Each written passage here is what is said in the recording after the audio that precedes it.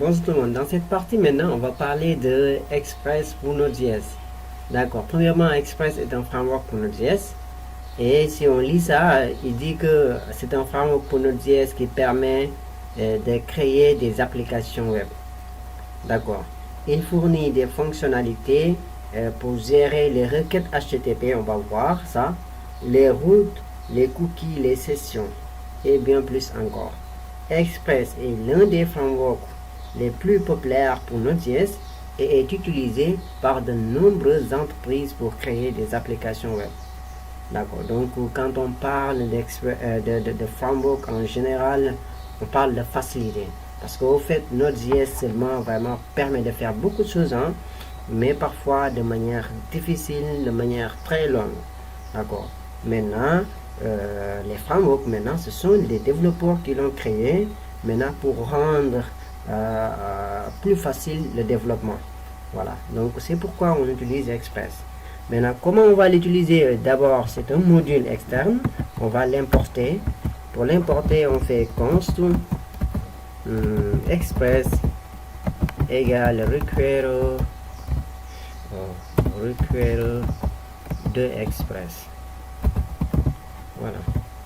Maintenant, une fois que maintenant vous avez importé express, donc cet objet là contient beaucoup de choses.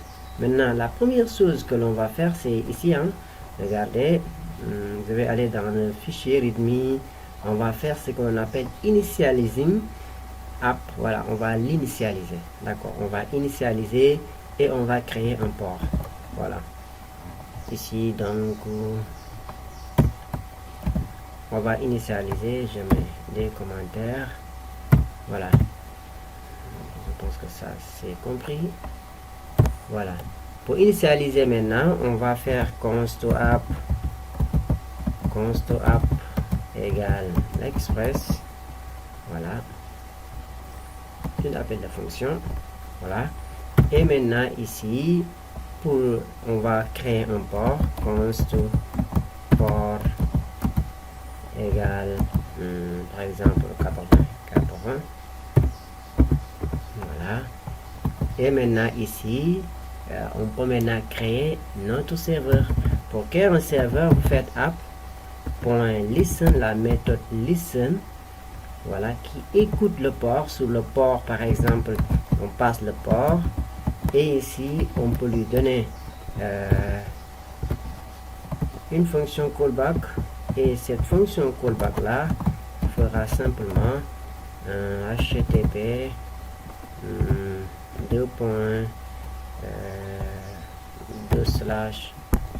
http voilà, localhost puis 80. Voilà. Là maintenant il faut que je le mets dans, j'ouvre d'abord les backtistes. Voilà, alt 7, et maintenant je fais l'interpolation en passant le port. Très bien. Regardez, il met http localhost, c'est un lien.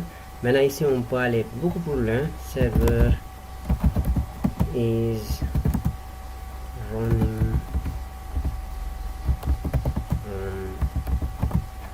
d'accord.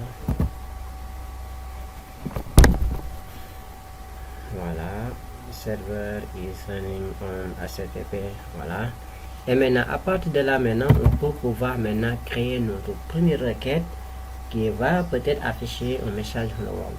Dans ce cas, on va faire app.get, une requête get. Ici, je précise le endpoint. Je vais dire que c'est slash.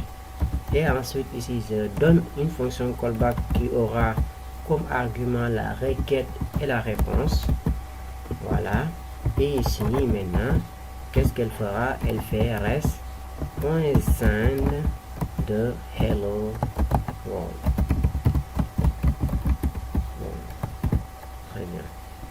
Maintenant, on peut cliquer maintenant. Regardez. Maintenant, avant de voir ça, on va importer.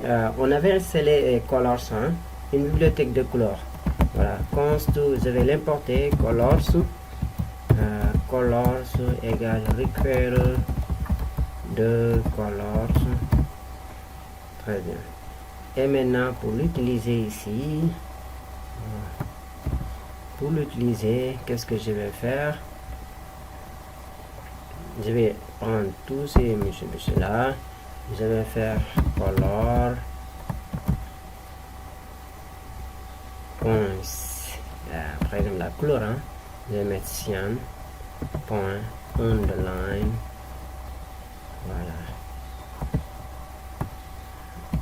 Voilà, comme ça, de cette façon. Si on fait ici, hein, regardez, voilà, server is running. Voilà, là c'est beaucoup plus nice, hein? Voilà. Quand je clique open, voilà, te configure open, oui. Voilà, on va faire ça.